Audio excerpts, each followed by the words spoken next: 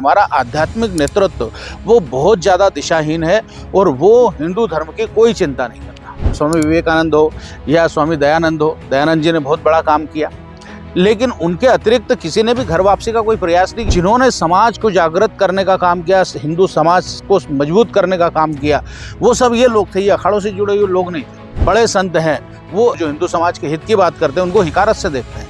नाम धन्य अभिमुक्तेश्वरानंद है, वो जब भी मुंह खोलते हैं हिंदू और देश को नुकसान हो यही बात करते हैं। मनुस्मृति मतलब हिंदू होना, जबकि ऐसा कुछ नहीं है। किसी भी हिंदू के घर में मनुस्मृति नहीं होती। तो मनुस्मृति में बहुत सारी चीज़ें बाद में डाल दी गई।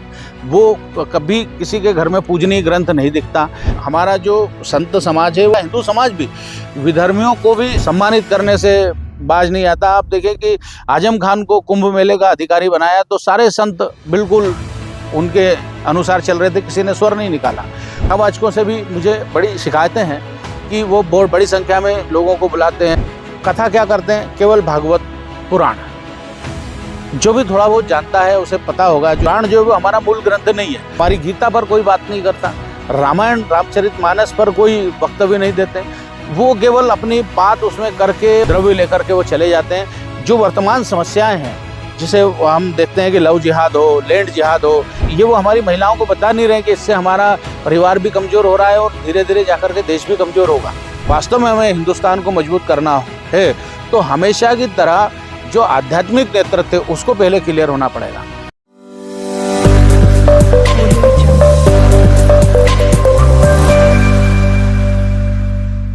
नमस्कार दोस्तों, मैं डॉक्टर चिंतामणि मालवी, प्रदेश उपाध्यक्ष भारतीय जनता पार्टी और विधायक कालोट, अपने YouTube चैनल पर आपका स्वागत करता हूँ। बंधुओं, पिछले कुछ दिनों पूर्व एक समाचार देखने को आया कि रायसेन जिले के पिपड़ा नामक गांव में करीब 300 की संख्या में जो नट समाज के लोग हैं, जो जिनके नाम सारे हिंदू हैं, लेकिन वो नमाज पढ़ने लगे, अचानक वो इस्लाम फॉलो करने लगे। कोई मिशनरी भाव लेकर के वहाँ क्यों नहीं गया कि भाई आप हिंदू हैं, परंपरा से हिंदू हैं, यहाँ तो कोई धर्मांतरण का सवाल नहीं है कि किसी और धर्म से हिंदू बनाओ। तो पुरखों के ज़माने से हिंदू आप कैसे मुसलमान हुए या क्यों हुए, या वापस उनकी घर वापसी का कोई सवाल, घर वापसी का भी सवाल नहीं। उनके सारे के नाम हिंदू हैं, केवल समझाना भरे, केवल जाना भरे, उनके बीच अपनी मौजूदगी देना है, ये भी किसी ने नहीं किया। तो इतनी बड़ी संख्या में मुझे ये बार बार ये प्रश्न आ रहा था कि भाई आखिरकार हिंदुओं में ये मिशनरी भाव कब आएगा। आप देखते हैं कि हमारे यहाँ जो इतने संघर्ष हुए, हमने मुगलों से संघर्ष किया, हमने 1400 साल तक हम लड़े, हमने अंग्रेजों से संघर्ष किया, लेकिन कहीं भी अखाड़ों का नाम या जो शंकराचार्य की स्थापित परंपरा में आज जो शंकराचार्य है वो कोई कि समाज को जागरण करने का काम किया हो, समाज को युद्ध के लिए या समाज को संघर्ष के लिए उद्यत किया हो, ऐसा कोई नहीं था। कहीं देखने में नहीं आता इतिहास में। केवल हम देखते हैं, और जो देखने में आते हैं वो विभिन्न समाजों, वो जिसको ओबीसी कहें या और किसी वर्ग के कहें या अनुसूचित कहें, उस समाज के लोग हैं। केवल नानक क्षत्रिय समाज के हैं और स्वामी दयानंद ब्राह्मण समाज के हैं।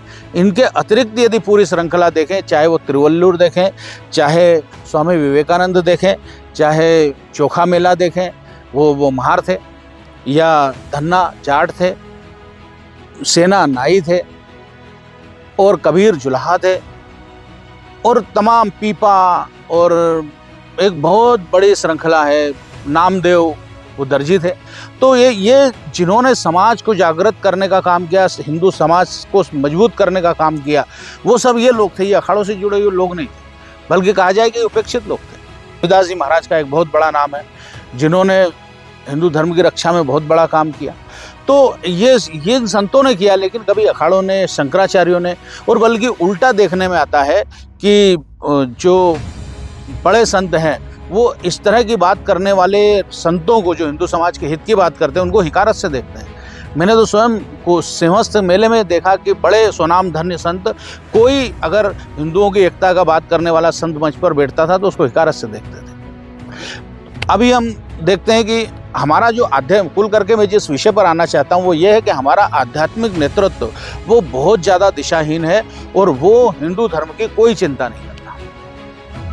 आप देखिए कि जिन्होंने भी काम किया हिंदुओं की एकता के लिए, वो स्वामी विवेकानंद हो या स्वामी दयानंद हो, दयानंद जी ने बहुत बड़ा काम किया, लेकिन उनके अतिरिक्त किसी ने भी घर वापसी का कोई प्रयास नहीं किया, खासकर स्वामी दयानंद जी के को छोड़ करके। उन्होंने आर्य समाज की स्थापना की, सारी बुराइयां दूर करने का काम किया। कथावाचकों से भी मुझे बहुत सारी शिकायतें हैं कि इतनी बड़ी संख्या में कथावाचक हैं, मिश्रा जी सीहोर में हैं, अभी 7 लोग उनके यहाँ आने पे मारे गए, लेकिन उनके मन में कोई या उनके मुंह से कोई संवेदना का स्वर नहीं आया, बल्कि उन्होंने कहा कि भाई ये जो 7 लोग हैं ये अपनी रिस्क पर आना चाहिए और उन्हें सावधान रहना चाहिए। होना ये चाहिए था कि उनको अपने दान में से जो आता है उसमें से उनको कंपेंसेशन की राशि देना थी, लेकिन उन्होंने संवेदना भी उनके पास नहीं थी। हमारे और भी शंकराचार्य की बात करें, एक स्वनाम धन्य अभिमुक्तेश्वरानंद है, वो जब भी मुंह खोलते हैं हिंदू और देश को नुकसान हो यही बात करते हैं, जबकि उनको अखिलेश ने दौड़ा दौड़ा कर पीटा था जब सपा की शासन थी, लेकिन फिर भी आज हम देखते हैं कि वो कोई बात करेंगे तो हिंदुओं के खिलाफ करेंगे और सीधी सीधी बात करते हो। इतना ही नहीं, कैसे नुकसान हो ये प्रयास करते हैं। क्योंकि मैं एक उदाहरण देता हूँ कि अभी पिछले दिनों राहुल गांधी जी ने मनुस्मृति के बारे में कुछ बुरा कहा या जो भी उन्होंने टिप्पणी की, तो उन्होंने ये अपनी पीठ से घोषित किया कि राहुल गांधी जी माफ़ी मांगे, उन्होंने हिंदू धर्म का अपमान किया है, मनुस्मृति का अपमान किया है, नहीं तो उनको हिंदू धर्म से बाहर कर देंगे, हिंदू धर्म से निकाल देंगे। तो इसका ये मतलब हुआ कि मनुस्मृति हिंदुओं का अमान्य ग्रंथ है, मनुस्मृति मतलब हिंदू होना, जबकि ऐसा कुछ नहीं है। किसी भी हिंदू के घर में मनुस्मृति नहीं होती। तो मनुस्मृति में बहुत सारी चीज़ें बाद में डाल दी गई, वो कभी किसी के घर में पूजनीय ग्रंथ नहीं दिखता, लेकिन फिर भी ये बताने की कोशिश करना समाज में विभेद डालने का। और ये तमाम, बल्कि विधर्मियों को भी, हमारा जो संत समाज है वो विधर्मियों को भी, या हिंदू समाज भी विधर्मियों को भी ऐसी चीज़ों से सम्मानित करने से बाज नहीं आता। आप देखिए कि आजम खान को कुंभ मेले का अधिकारी बनाया तो सारे संत बिल्कुल उनके अनुसार चल रहे थे, किसी ने स्वर नहीं निकाला। और अभी इतना अच्छा कुंभ हुआ तो ये स्वामी अभिमुक्तेश्वरानंदी बोलने लगे। बंगाल को लेकर के मेरे दिमाग में बड़ा प्रश्न था कि कैसे इतनी बड़ी संख्या बंगालियों की वो मुसलमान हो गई बगैर किसी बड़े युद्ध के या बगैर उसमें।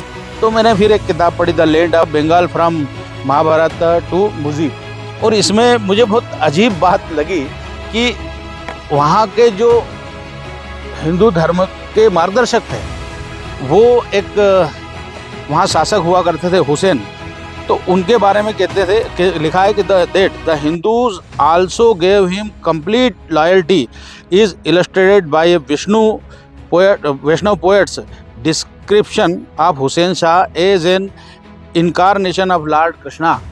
मतलब लॉर्ड कृष्णा का अवतार बताने से भी हमारे धर्म के मार्गदर्शक लोग नहीं चुके। जो वहाँ का राजा है हुसैन, उसको लॉर्ड कृष्णा का अवतार बता रहे, भगवान कृष्ण का अवतार बता रहे, कितनी पतन की पराकाष्ठा है हमारे। और आगे उन्होंने पूरी पंक्तियाँ लिखी, काली कैल बहु जेनो कृष्णा अवतार, नृपति हुसैन शाह गोरर ईश्वर, ऐसा करके, यानी उसको ईश्वर तक घोषित करने का काम ये हमारे मार्गदर्शक, हमारे संत, हमारे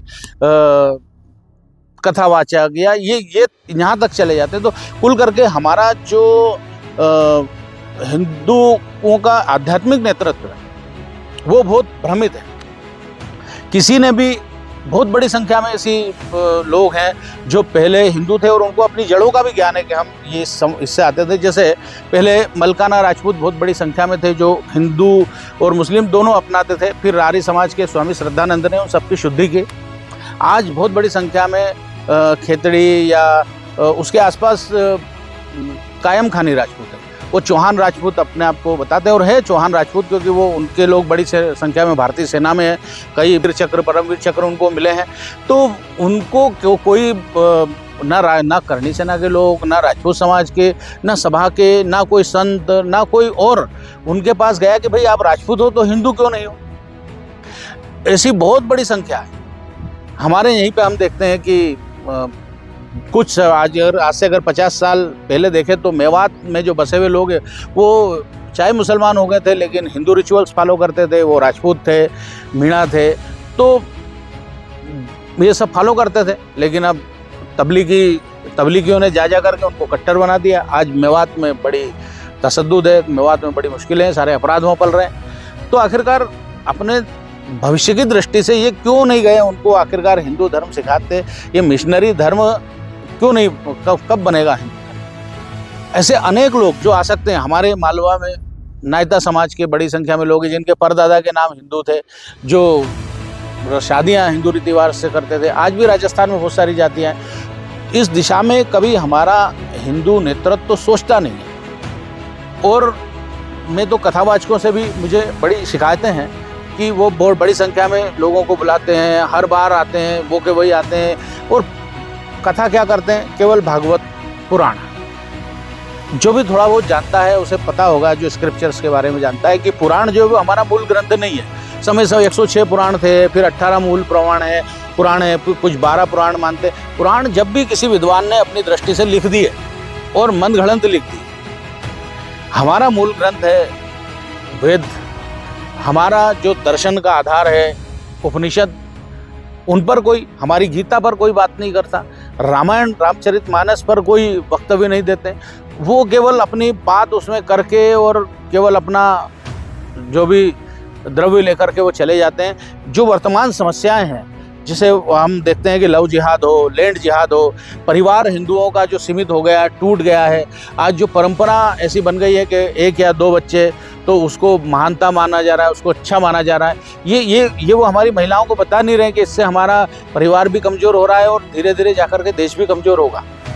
ये बताते नहीं। वर्तमान की समस्याओं पर कोई विचार वो नहीं रखते, कोई वक्तव्य उनका नहीं होता। तो हम फिर से मैं कहता हूँ कि आज अगर देश को वास्तव में हमें हिंदुस्तान को मजबूत करना है तो हमेशा की तरह जो आध्यात्मिक नेतृत्व है उसको पहले क्लियर होना पड़ेगा।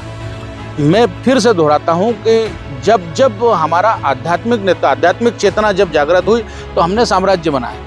आप देखते हैं कि सिखों में 10 गुरुओं की जो आध्यात्मिक परंपरा थी, उन्होंने एक पूरी सैनिक जाति को पैदा कर दिया। अनेक जाति के, उसमें सब तरह के लोग थे, उसमें अनुसूचित जाति के, उसमें चोहड़ा वहाँ बोलते हैं, ये स्वीपर, और ये सबको घोड़े पे चढ़ने को मिला और उन्होंने लाहौर तक और अफगानिस्तान तक अपना शासन स्थापित किया। तो जब धार्मिक क्रांति आती है तो फिर राजनीतिक क्रांति अपने आप आ जाती है। वैसे ही हम देखते हैं कि महाराष्ट्र में गुरु थे शिवाजी के, उन्होंने शिवाजी को सारा बताया और शिवाजी ने उनके नेतृत्व में एक बड़े साम्राज्य की स्थापना की। मतलब महाराष्ट्र में जो संतों की परंपरा है, चोखा मेला हो, गाड के बाबा हो, नामदेव हो और भी हैं ऐसे कई संत, उनके कारण जो है वहाँ एक राजनीतिक नेतृत्व खड़ा हुआ। महात्मा गांधी भी यदि धार्मिक चोला ना पहनते ही, वैसे वो, मैं उसे पाखंड कहता हूँ कि वो अंदर से धार्मिक नहीं थे, लेकिन उन्होंने अपने कोट पैंट छोड़ा और धोती बांध ली और छोटी सी धोती और चल पड़े पैदल, और लोगों ने उनमें संत देखा और हम देखते हैं कि उन्होंने पूरे देश को खड़ा कर दिया। तो धार्मिक नेतृत्व की जिम्मेदारी बहुत बड़ी है, लेकिन अफसोस की बात यह है कि हमारा आध्यात्मिक नेतृत्व आज सबसे ज़्यादा भ्रमित है, इसलिए पूरा हिंदू समाज भ्रमित है। मैं आग्रह करता हूं कि इन तमाम विषयों पर भी हमारे धर्म के मार्गदर्शकों को विचार करना चाहिए। बहुत बहुत धन्यवाद। भारत माता की।